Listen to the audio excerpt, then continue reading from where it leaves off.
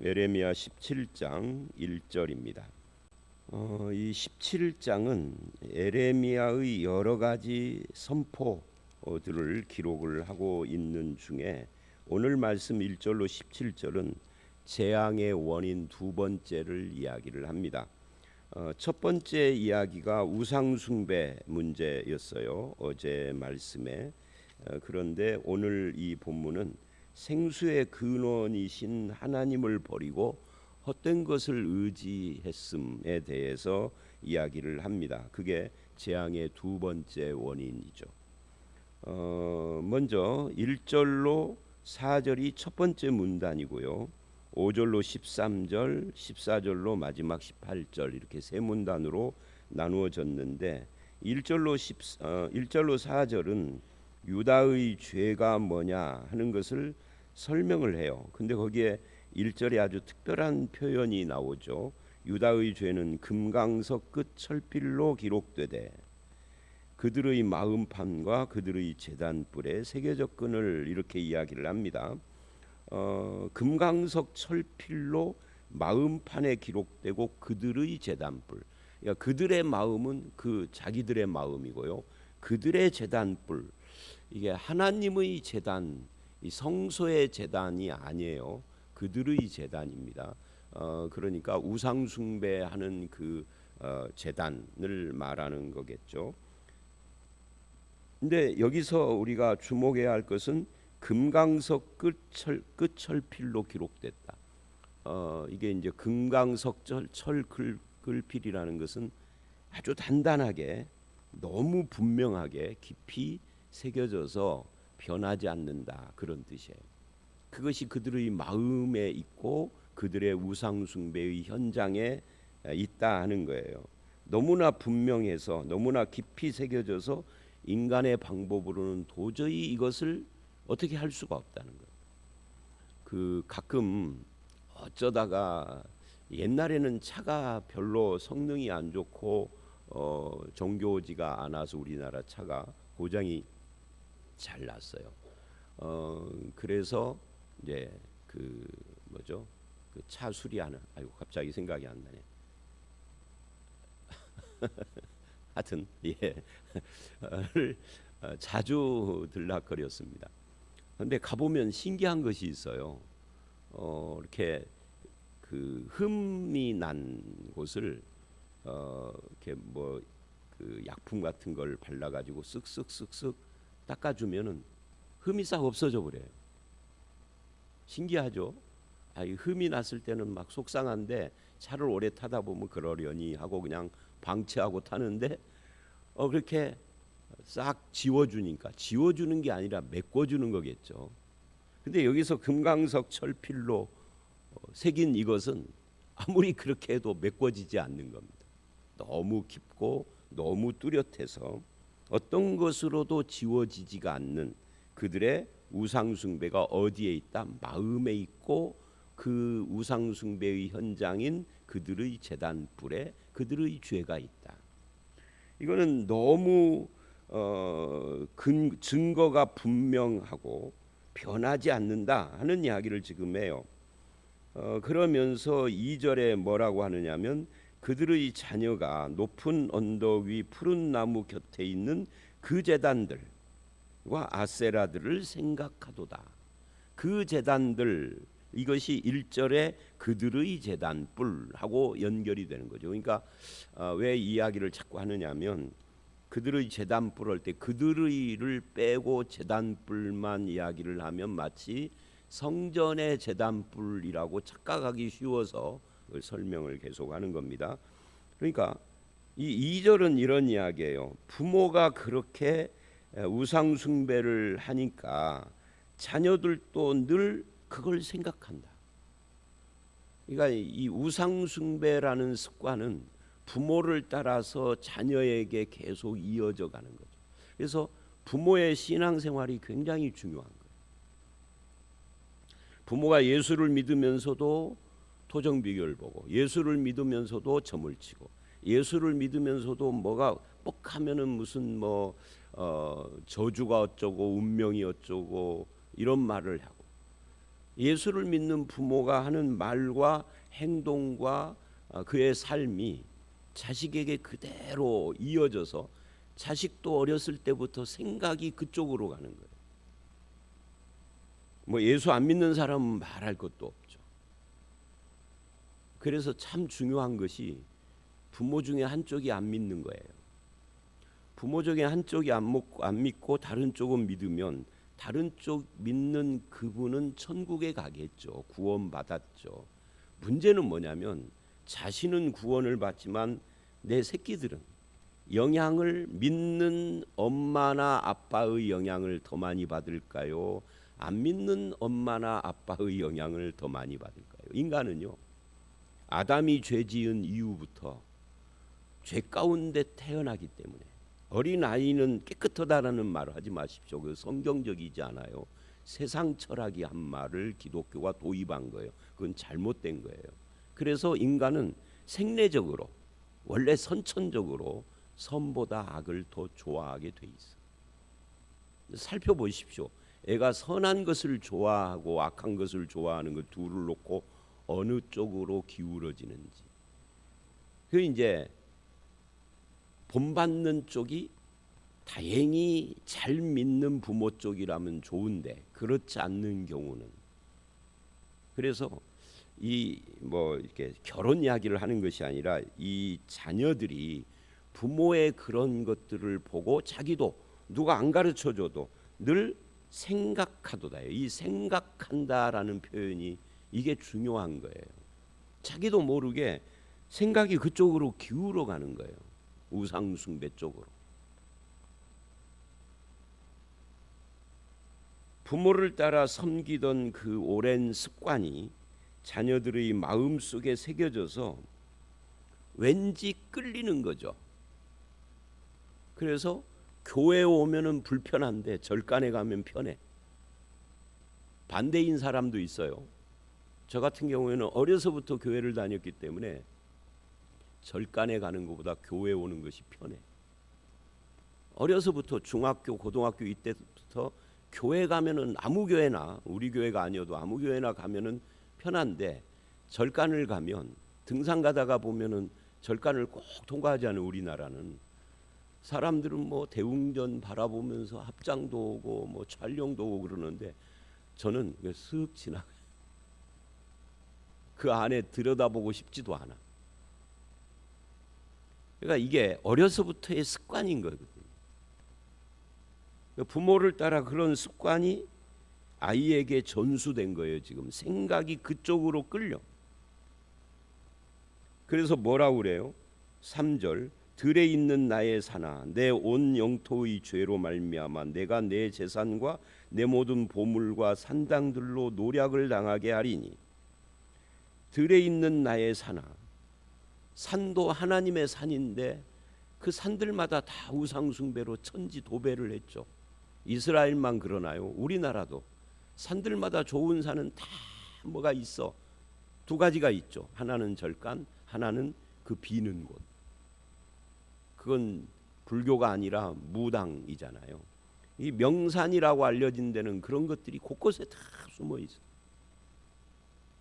그거 지금 이야기하는 겁니다. 4절, 내가 내게 준 내 기업에서, 내가 너에게 준 나의 기업, 하나님의 기업인 겁니다. 이 땅이, 가나안 땅도 그렇지만 사실은 이 지구가 하나님의 것이죠. 아니, 지구가 아니라 천지 만물이 하나님의 것인데 그거를 너에게 주었다. 그런데 너에게 준 내 기업에서 내 손을 뗄 것이며, 진짜 주인이신 하나님이 지금 말하는 겁니다. 내가 너에게 준 내 기업에서, 원래는 하나님의 기업인데 그걸 너에게 주었는데 이제는 손 떼라. 왜? 네가 자꾸만 주인을 부정하니까.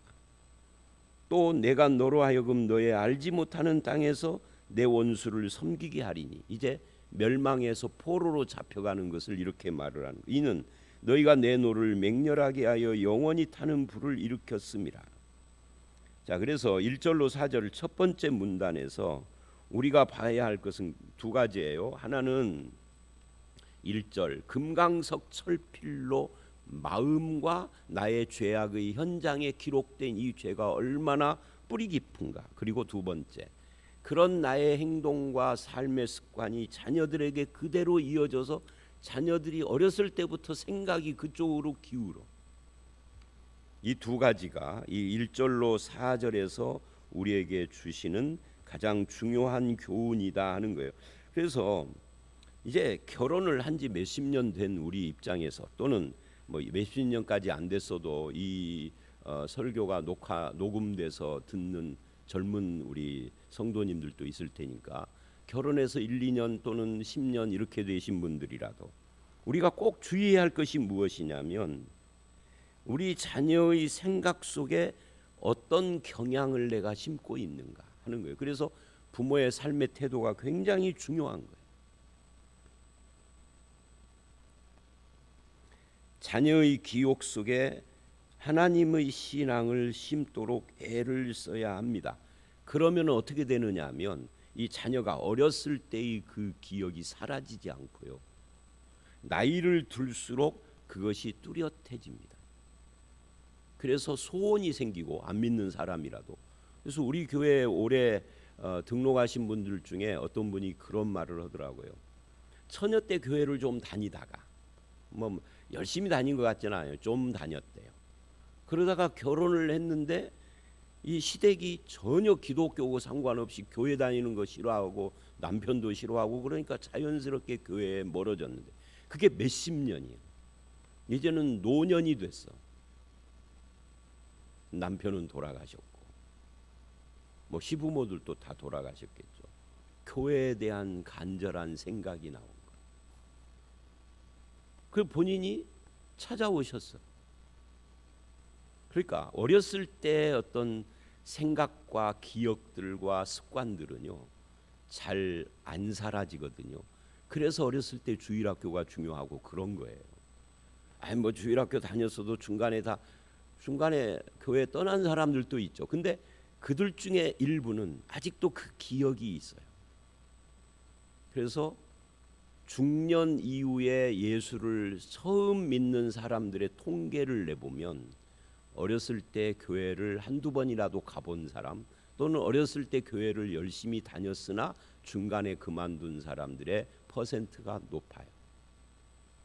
자, 이제 이게 1절로 4절이고요. 5절로 13절은 이제 생수의 근원이신 하나님을 버렸다라고 하는 13절 말씀, 이것이 주제라고 할 수가 있습니다. 두 가지 마음을 대조를 해요. 그런데 읽어보면 참 재밌는 것이 시편 1편하고 유사한 표현들이 나옵니다. 특히 8절 같은 데가 그렇죠.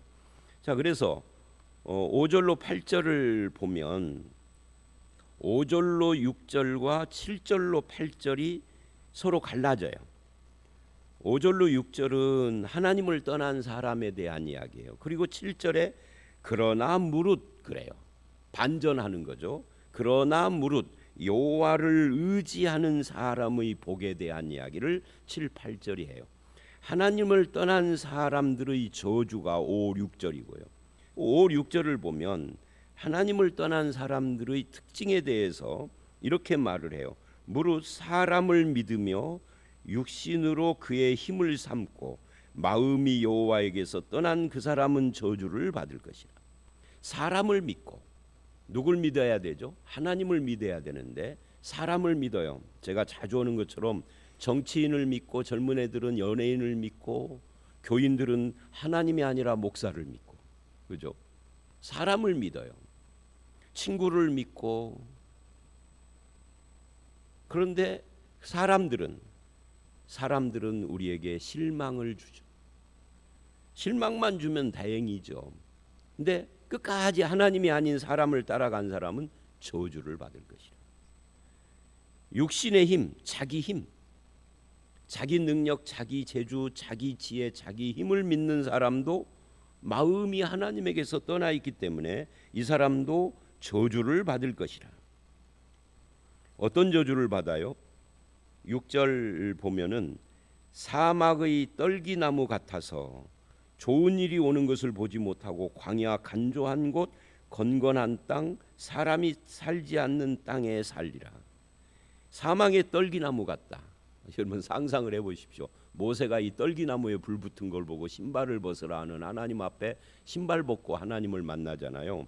그런데 그 장면을 보면 와 떨기나무 한번 보고 싶다 그러지만 모세의 사건을 빼놓고 보면 사막이 모래 또는 광야 그저 풀 한 포기가 없는 그런 곳에 가시떨기나무가 얼마나 외로워요. 나무들은 모여 있어야 이뻐. 그죠? 사막의 떨기나무 같아서. 그러니까 이 떨기나무 할 때 나무는 지금 인간을 그렇게 빗댄 거죠. 물도 없고 뭐 그런 곳에 하나님을 의지하지 않으니까 이 하나님 즉 나무에 생명을 주는 물, 시내 이런 것들이 전혀 없는 간조한 곳 건건한 땅, 사람이 살지 않는 땅, 그곳에 홀로 있는 나무같이 물 공급을 받지 못하는 나무처럼 사는 것, 이게 저주다 그 말이에요. 상상을 해보십시오. 우리 집사람하고 같이 차를 타고 어디를 가다가 가끔 하는 말이 있어요. 가다 보면 시골 지역에 마을이 하나도 없는 약간 좀 산 그런 곳에 집 한 채 딱 있는 집들을 볼 때가 있잖아요. 어떻게 저런 곳에서 살지? 아무리 산이 좋고 들이 좋고 농사가 좋아도 우리는 못 살겠다. 그래서 우리는 늘 둘이 그런 걸 볼 때마다 다 같은 이야기. 우리는 늙으면 도시에서 살 거야. 사람 많은 곳에서 살 거야. 어울리면서 살 거야. 혼자 살지 않을 거야. 자연인으로 안 살 거야. 자연인 별로 부럽지도 않아. 근데 그런 거 좋아하는 분들이 있어서 뭐 제가 그걸 폄하할 생각은 없는데 우리는 그렇다고 말. 근데 마치 사막의 떨기나무 같은 아무도 없는 물 공급도 받지 못하는 하나님으로부터 아무 공급이 안 되는 그런 저주의 삶. 이게 사람을 믿고 육신의 힘을 믿는 사람들의 모습이다. 그 다음에 두 번째 7절 8절 그러나 무릇 여호와를 의지하며 여호와를 의뢰하는 그 사람은 복을 받는데 어떤 복을 받아요? 물가에 심겨진 나무 같다. 이게 시편 1편이 하는 말이잖아요. 물가에 심겨진 나무 같은 사람은 시편 1편에서 뭐라고 하느냐면 여호와의 말씀을 주야로 묵상하는 자라고 그러거든요. 그러니까 시편 1편을 가지고 이 본문을 해석을 하면 아마 에레미야도 시편 1편을 알 텐데 하나님을 가까이 하는 여호와를 의지한다라는 것이 뭐냐 할 때 그거는 말씀을 주야로 묵상하는 거예요. 늘 말씀과 기도로 하나님을 가까이 하는 이 새벽에 나온 여러분 같은 그런 사람들을 말하는 거죠. 그런 사람은 그 나무의 뿌리가 강변에 뻗어서 늘 물을 공급받아. 더위가 올지라도 두려워하지 않죠. 왜? 물을 공급받으니까. 더울 때 가장 필요한 것이 물이잖아요. 물. 그 입이 청청하며 가무는 해에도 가뭄이 와도 걱정이 없어요. 왜? 그 뿌리가 강 밑으로 뻗어 있어서 강바닥이 말라도 그 강바닥 마른 그 속에는 물기가 있거든. 그러니까 이 사람은 하나님께 계속해서 생명의 공급을 받는 거예요. 그래서 결실이 그치지 않아요. 이 시편 1편하고 똑같은 이야기를 지금 하는 겁니다.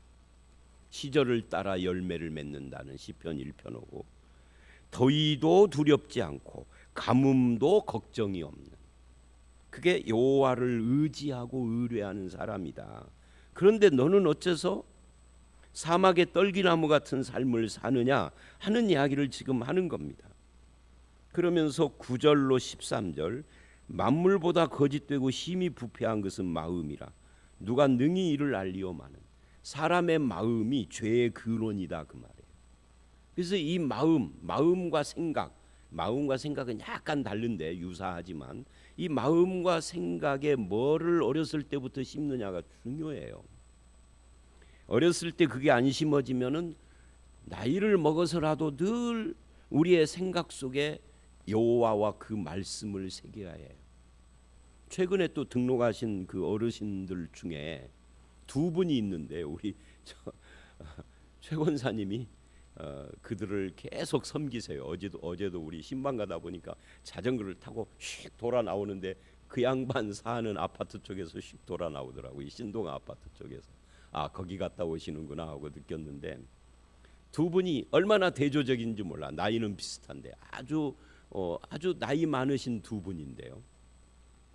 한 분은 제가 그래서 등록한 지 얼마 안 되는데 그 뭐라고 불렀죠? 부장이라고 불렀나 뭐라고 불렀나 하여튼 뭐지? 하여튼 조장 할머니라고. 그 할머니는 다른 할머니를 챙기려고 그래. 근데 그 다른 할머니는 워낙 오랫동안 습관이 있어가지고 인사를 할 때, 목사를 만나서 인사를 할 때, 이번 주일날도 저 로비에서 예배 끝나고 만났는데 저를 보고 인사하려고 일어나시는데 자기도 모르게 손을 합장을 해. 이렇게 제가 그 신방 가가지고 이제는 인사할 때 손 합장을지 말고요, 혹시 손이 이렇게 합장이 되려고 자기도 모르게 그러면 얼른 깍지를 끼세요. 그래, 깍지 끼고 오시라고. 아니면 그냥 손 합장도 깍지도 끼지 말고 그냥 인사하셔도 된다고. 그랬더니 자기도 모르게 합장을 했다가 얼른 손을 내리더라고. 그거 기억나가지고. 그러니까 오랜 습관이라는 것이 굉장히 중요합니다. 어렸을 때부터 어떤 습관으로 살아왔느냐. 그러니까 만물보다 거짓되고 심히 부패한 것은 행동이 아니라 마음이에요. 마음이 바뀌면 행동이 바뀌는 겁니다. 근데 마음이 아직 완전하게 바뀌지가 않은 거니까 이게 습관이 자꾸만 그쪽으로 가는 거예요. 그래서 마음의 문제가 중요하다. 앞에서도 마음 이야기 했잖아요. 여기서도 마음입니다. 나 여호와는 심장을 살피고 폐부를 시험하고. 이게 무슨 말이에요? 마음을 살피시는 분이 하나님이다. 하나님은 사람의 마음을 다 아신다 그 말이죠. 그 마음에서 심장과 폐부, 마음에서 나오는 행위와 행실대로 보응하나니. 그러니까 행위와 행실은 마음의 반영이거든요. 그대로 하나님께서 심판하신다 그 말. 그리고 마음이 중요해요. 불의로 치부하는 자는 그 행실 중에 하나입니다. 자고새가 낳지 않은 알을 품은 같아서. 이 참 재밌는 말이죠. 자고새가 알을 품었는데 이게 내 새끼 알이 아닌 거예요. 근데 알이 비슷하니까 내 새끼인 줄 알죠. 근데 부화를 하고 보니까 자고새가 아닌 거예요. 다른 새야. 그것이 불의로 치부하는 사람이다. 여기 불의, 치부. 그러니까 돈을 모으는 것 자체가 나쁜 것은 아니에요. 그런데 불의로 모은단 말이죠. 두 가지죠. 여기서는 불의로 모으는 것만 이야기를 하는데 야고보서 5장 우리가 지난주에 봤잖아요. 불의로 재산을 모으는 방법, 그리고 두 번째가 뭐죠? 쓰는 것. 땅의 보물을 나에게 쌓을 것이냐, 하늘의 보물을 쌓을 것이냐 할 때 이 하늘의 보물이 이걸로 사람을 섬기고 하나님을 섬기는 일에 쓸 것이냐, 아니면 모으기만 할 것이냐. 모아서 뭐 하느냐? 사치와 방종으로. 이것이 이제 부에 대한 성경의 생각인데 여기서 바로 그 이야기예요. 불의로 치부하는 자는 자고새가 지 알이 아닌데도 품고 있는 것과 똑같다. 즉 결론이 허무할 것이라는 거죠. 중년에 그것이 떠나겠고 마침내 어리석은 자가 되리라. 이 사람을 의지하고 자기 육신의 힘을 의지하고 재물을 의지하는 자 이야기를 한 겁니다. 그리고 12절. 이제 이 12절 말씀은 이런 이야기예요. 영화로우신 보좌여. 하나님을 지금 영화로우신 보좌라고 표현을 한 겁니다. 시작부터 높이 계시며 우리 성소이시며. 하나님은 원래부터 높이 계신 분인 거죠. 우리의 성소시고 이스라엘의 소망이신. 그러니까 하나님을 여러 가지로 표현을 한 겁니다. 영화로우신 보좌, 시작부터 높으신 분, 우리의 성소가 되신 분. 앞에 그들의 제단뿔하고 연결해서 서로 대조가 되죠.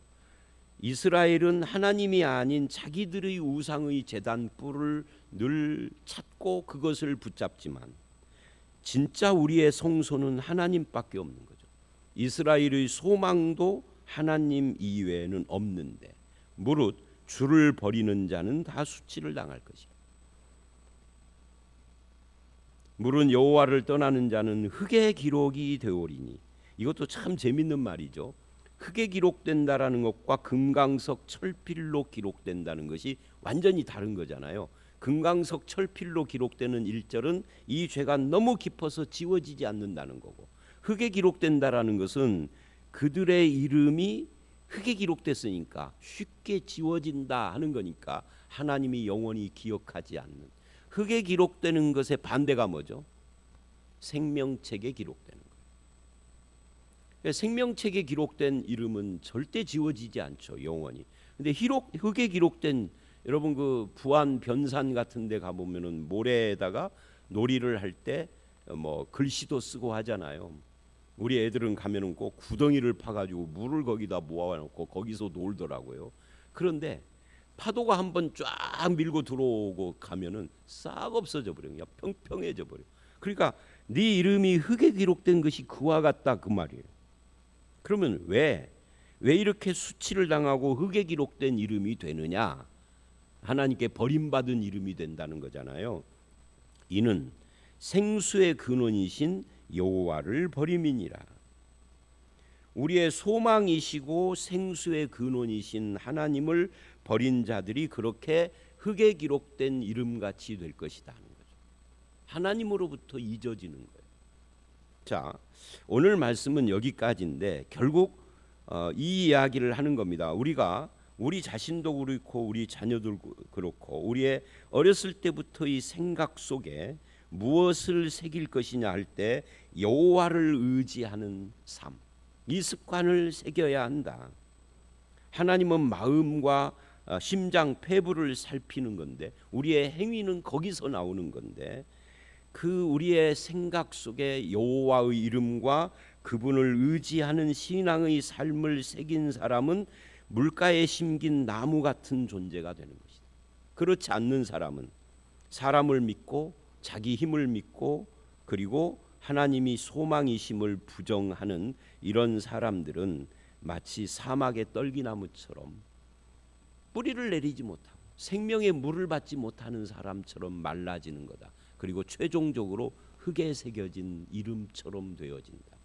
어떤 길을 갈래 하고 묻는 거예요. 여호와의 말씀과 여호와를 의지하고 그분을 소망으로 삼고 그분을 생수의 근원이시다라는 것을 잊지 않고 주님과 가까이 하는 그런 삶을 살아가시는 저와 여러분들이 다 되시기를 주의 이름으로 축원합니다. 함께 기도하겠습니다. 하나님 아버지, 금강석 철필로 죄가 기록되고 결국은 그 이름이 흙에 새겨져서 사라져버리는 허망한 인생을 사는 것이 바로 여호와, 우리의 소망이시고 생수의 근원이신 여호와를 의지하지 않고 사람을 믿고 자기 육신의 힘을 믿는 그런 사람들의 모습이라는 것을 알았습니다. 만물보다 거짓되고 힘이 부패한 나의 마음이 이제는 돌이켜서 하나님을 생각하고 우리의 소망이시고 생수의 근원이신 여호와를 의지하며 그 말씀을 주야로 묵상하는 삶을 살게 하여 주시옵소서. 그래서 사막의 떨기나무처럼 생명의 물을 공급받지 못했던 우리가 이제는 물가에 심기운 나무처럼 늘 더위가 와도 두려워하지 않고 입이 청청하며 가물어도 걱정이 없이 결실이 그치지 않는 그런 삶의 길을 갈 수 있도록 우리를 붙잡아 주시옵소서. 늘 하나님을 가까이 하는 저희들의 하나님이 또한 가까이 하시며 소망이 되시고 우리를 인도해 주실 줄 믿사옵고 예수님 이름으로 기도드렸사옵나이다. 아멘.